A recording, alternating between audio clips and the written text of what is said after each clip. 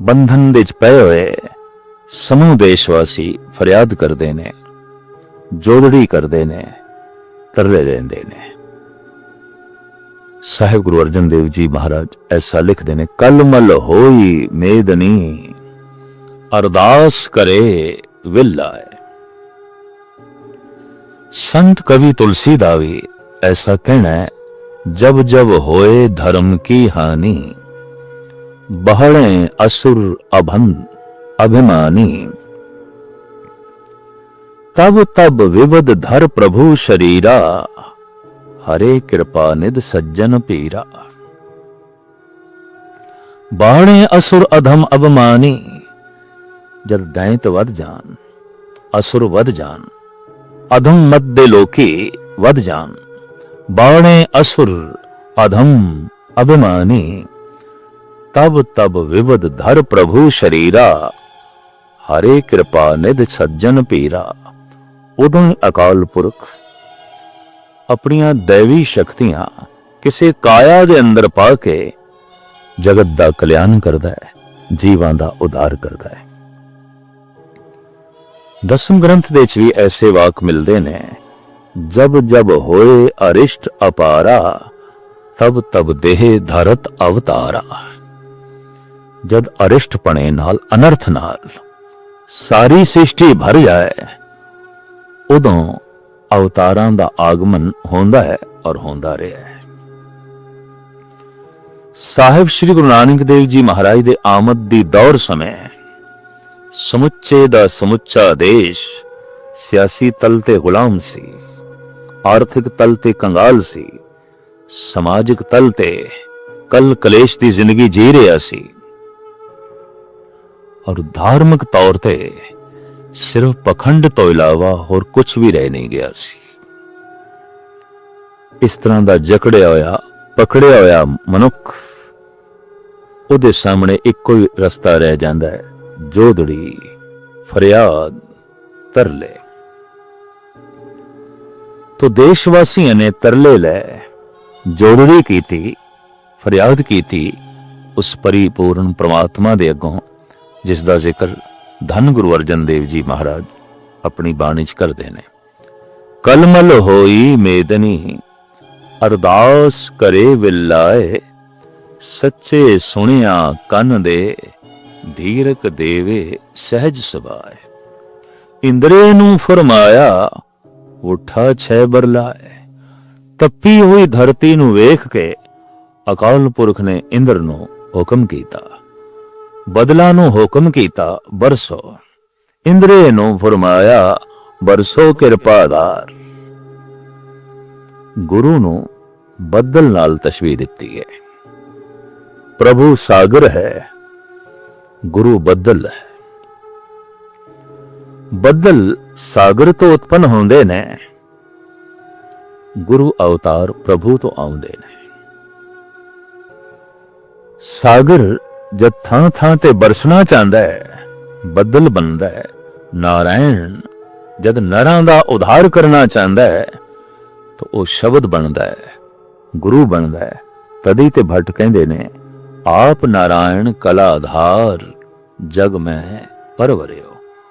उस नारायण ने कलाधार के एक काया धारण की है, जगत दे कल्याण हित, जगत दे उद्धार हित।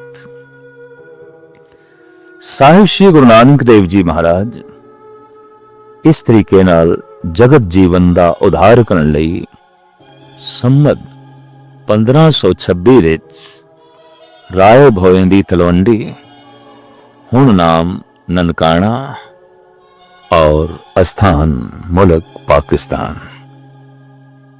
उत्थे आप दा आगमन होया।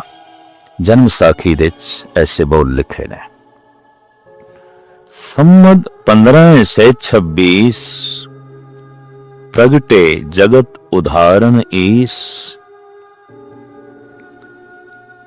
कार्तिक रुत सर्द पूर्ण मासी, शुभ मुहूर्त शुभ लगन प्रगासी, अर्ध रैन बीती घट का पर, नानक जन्म लियो कालो घर।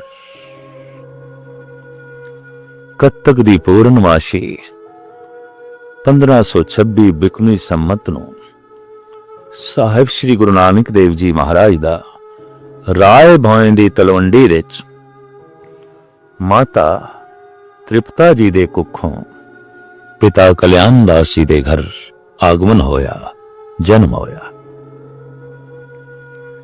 ਸਭ ਤੋਂ ਪਹਿਲੇ ਇਸ ਬਾਲਕ ਦੇ ਦੀਦਾਰ ਤੁਲਸਾ ਦਾਈ ਨੇ ਕੀਤੇ। हैरान हुई, चकित हुई। अज तक जितने बालक जगत विच आए रोंदे ही आए। ये पहला बालक है, हसदा होया आया है, मुस्कुरांदा होया आया है। दरअसल जो रोंदे होए आउंदे ने तो मिल जांदा है उन्हां तो इशारा, रोणगे रुलाणगे। पर कदी कदाई जो हसदे हुए आउंदे ने, मुस्कुरांदे हुए आउंदे ने, वो फिर जगत विच मुस्कुराहटां वंडदे ने, रोणियां नूं हासियां विच बदलदे ने, गमां नूं खुशियां विच बदलदे ने, बर्बादियां नूं आबादियां विच जो है बदलदे ने, नेस्तो नाबूद इलाके नूं तामीरी रुचियां विच बदलदे ने। हसदे हुए मुस्कुरांदे हुए इस बालक दी छवि वेख के तुलसा ते निहाल होई, गद गद होई। इतिहास दे इस दाई दा नाम ही अमर हो गया क्योंकि उसने एक ऐसे बालक दे दर्शन कीते जो वास्तविक अमृतमयी सी, अमृत दा कुंड सी, जगत नूं अमृत देण लई आया, जगत नूं सुकून देण लई आया। और सुते सिद्ध ਇਹ ਦਾਈ ਜੋ ਅਕਸਰ ਬੱਚਿਆਂ ਨੂੰ ਖਿਡਾਉਂਦੀ ਰਹੀ ਔਰ ਬੱਚਿਆਂ ਦੇ ਜਨਮ ਸਮੇਂ ਮਦਦ ਕਰਦੀ ਰਹੀ, ਅੱਜ ਇਸ ਦੇ ਬਾਲਕ ਦੇ ਅੱਗੋਂ ਹੱਥ ਜੁੜ ਗਏ ਨੇ। ਅੱਜ ਤੇ ਨਿਢਾਲ ਹੋਈ ਹੈ ਔਰ ਨਿਹਾਲ ਵੀ ਹੋਈ ਹੈ, ਨਿਢਾਲ ਹੋਈ ਹੈ ਪ੍ਰਾਰਥਨਾ ਕਰਨ ਲਈ। ਕਹਿੰਦੇ ਨੇ ਜਦ ਅਧਿਆਤਮਿਕ ਸ਼ਕਤੀ ਆਪਣੇ ਪੂਰਨ ਜੋਗਨ ਦੇ ਵਿੱਚ ਉਜਾਗਰ ਹੋਵੇ ਅਗਲਾ ਝੁਕ ਜਾਂਦਾ। झुक गई है तुलसा और इसमें कोई दैवी सुकून अपने अंदर महसूस होया। इसने बाहर आके दसिया भी, ऐसा बालक में देखे है, हैरान होके मैं ये आखांगी ये ते चन वर्गा है, ये ते सूरज वर्गा है, ये ते जगत दे हनेरे नूं दूर करन लई आया है। ठीक लिखे है भाई गुरदास जी ने। जद अरदास जगत दे जीवां ने अकाल पुरख ने सुनी, जगत दे जीवां दी फरियाद जोदड़ी नूं उस प्रभु ने सुनिया। सुनी अरदास दातार प्रभ गुरु नानक जग माए पठाया। फिर गुरु नानक जैसी अजीम शख्सियत नूं जगत विच भेजे। अद्धी रात जद बीतीत हो गई, अमृत वेला आरंभ होने लगा है। एक अमृतमयी मूर्ति दा आगमन तृप्ता जी ने कुखों होया है। अर्ध रैन बीती घट कावर, नानक जन्म लियो कालो घर। प्रात भई प्रोहत बुलवाया, हरि दयाल तै नाम सुहाया। वेदी परंपरा के मुताबिक और देश की प्राचीन संस्कृति के मुताबिक पुरोहित जी को बुलाया गया। हर दयाल पुरोहित बड़े सील सुभाव दा सी, रब्बी भय वाला सी और इल्मे नजूम दे ज्योतिष विद्या दे भी माहिर सी। आके बालक नूं देखे, गोद जो है लिया और आमद दा समा पिता कल्याण दास ते दाई तो पूछे है। सारी जानकारी लैन तो बाद पुरोहित जी शुभ बचन अलाया, ए बालक रायन सिर राया। ए बच्चा ते कोई बादशाहां दा बादशाह आया है। ਕੋਈ दैवी ਸੰਪਦਾ ਦੇ ਨਾਲ ਮਾਲਾ ਮਾਲ ਅਧਿਆਤਮਕ ਗੁਣਾਂ ਦਾ ਖਜ਼ਾਨਾ ਲੈ ਕੇ ਆਇਆ ਹੈ। ਇਹ ਤੇ ਕੋਈ ਰੱਬੀ ਮਹਿਕ ਲੈ ਕੇ ਆਇਆ ਹੈ। ਇਹ ਤੇ ਕੋਈ ਰੱਬੀ ਨੂਰ ਲੈ ਕੇ ਆਇਆ ਹੈ। ਇਹ ਬਾਲਕ ਰਾਇਨ ਸਿਰ ਰਾਇਆ, ਇਹ ਬਾਲਕ ਜੋਗਨ ਸਿਰ ਜੋਗੀ, ਇਹ ਬਾਲਕ ਹੈ ਪਰਮ ਬਿਯੋਗੀ। ਇਹ ਤੇ ਜੋਗੀਆਂ ਦਾ ਕੋਈ ਸਿਰਮੌਰ ਜੋਗੀ ਹੈ। ਇਹ ਤੇ ਬਾਦਸ਼ਾਹਾਂ ਦਾ ਕੋਈ ਸਿਰਮੌਰ ਬਾਦਸ਼ਾਹ ਹੈ। ਇਹ बालक नाथन सिर अनाथ, इस बालक की अगम अगा, छत्रपति हैं तिसके दास, ये बालक शुभ गुण की रास। ये बालक ते शुभ गुणा दी खान है। जगत दे छत्रपति, जगत दे सिरमौर मनुख, जो इलम दे सिरमौर होणगे, धन दे सिरमौर होणगे, सता दे सिरमौर होणगे, इन्हां दे सिर इस बालक दे कदमां ते झुकदे रहणगे। वो इस बालक दी परिक्रमा करनगे, वो इस बालक दे अगों हथ जोड़ के खड़े होणगे। हरि दयाल दी ए भविष्यवाणी, हरि दयाल दे ए बोल दरअसल उस आने वाली घटना दा खाका खिंचते सन जो बिल्कुल सही उतरिया, जिसदा चित्र बिल्कुल सही बनया। बालपना तृप्ता जी दी गोद च बतीत होया, तुलसा दाई दी गोद च बतीत होया, और राय भोए दी तलवंडी दी एक छोटी जी हवेली पिता कल्याण दास दी उदे वेड़े च बतीत होया। पर इस तरह दा नूर कदी वेड़े च रह सकदा है, कदी कमरे दे च रह सकदा है। पैरां ने चलना सिखिया, गुणा ने वधना सिखिया, हत्थां ने हिलना सिखिया, रब्बी महक ने उछलना सिखिया। आप घर तो बाहर की आए, मानो जगत विच नूर आ गया, सकून आ गया, शांति आ गई। छोटे छोटे बच्चियां दा संग। अक्सर बच्चे बच्चियां दे खेडदे ने, छीना झपदी होंदी है, लड़दे ने, लड़ांदे ने बच्चियां दी दुनिया। पर ये ते कोई अजीबो गरीब बच्चा आया है।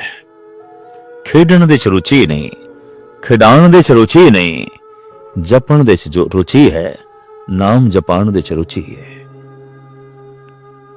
दूरदृष्टि ऐसी कि मासूम बच्चियां दी सुभावक फितरत ते खेडण दी होंदी है। इन्हां दी खेड दे उत्ते बंदगी दी मोहर लाई है। गुरुद्वारा बाल लीला साहब करके ननकाना साहब दे मौजूद है। गुरु नानक दी आमद करके राय भोए दी तलवंडी दा नाम ननकाना साहब पै गया। उन पूरा लफ्ज है नानक आना, जिस धरती ने नानक नू लियांदा। राय भोए दी तलवंडी ने नानक नू लियांदा, नानक नू बुलाया, नानक आना, तो इंज प्रचलित शब्द हो गया ननकाना। बच्चियां च खेडदे ने, खिडांदे ने, पर बोलदे की ने सतनाम सतनाम सतनाम जपदे ने, जपांदे ने। इस ढंग नाल खेडना कि खेड बंदगी बन जाए, इस ढंग नाल खेडना कि खेड इबादत बन जाए। खेड नू इबादत बनाया है, तदी ते खेडण वाली दात है। इतना शानदार गुरुद्वारा बनया जिथे हमेशा सतसंग होंदे रहे।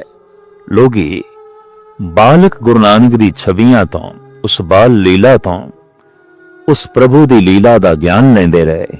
ईश्वरी सिद्धांतां नू समझण दी कोशिश करदे रहे। बचपन ऐसी खेडां विच व्यतीत होया जो वास्तविक खेड नहीं सी, बंदगी सी। जो वास्तविक खेड नहीं सी, इबादत सी। कदम थोड़े होर वधे और हाथ थोड़े होर उमड़े, निगाहां जरा होर दूर गईयां, तो पिता कालू जी दी सोचनी बालक नू पढ़ने पाई है। आपने मौलवी दे कोल पाया गुरु नानक देव जी महाराज नूं फारसी पढ़न लई। फारसी दी जिहड़ी मुहारनी है वो अलफ तो आरंभ होंदी है, ते जद मौलवी ने तख्ती ते अलफ लिखिया ते गुरु नानक नूं आखिया अलफ, ते गुरु नानक बोल पे मौलवी जी अलफ दे मैं नहीं, कि पहला ही बच्चा सी और इस तरह का पहला सवाल मौलवी दे सामने जिसने अलफ दा मैं ना पूछिया होवे। पहली दफा मौलवी नूं भी पता चलिया कि मैंने ते मैं भी नहीं जानदा जद कि मैं पढ़ा रहा।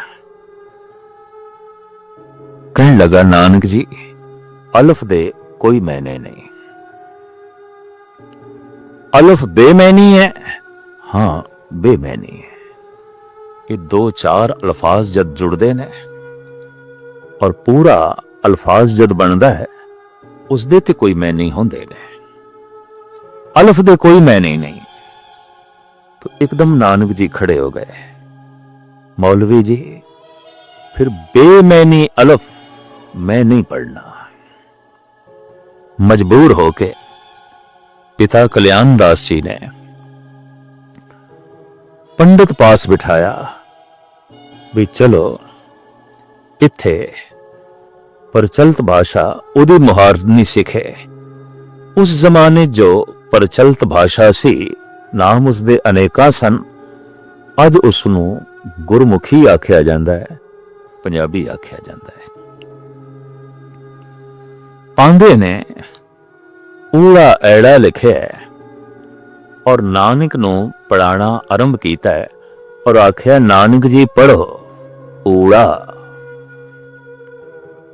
इत्थे भी सतगुरु दा ओही प्रश्न, पांधा जी ऊड़े दे अर्थ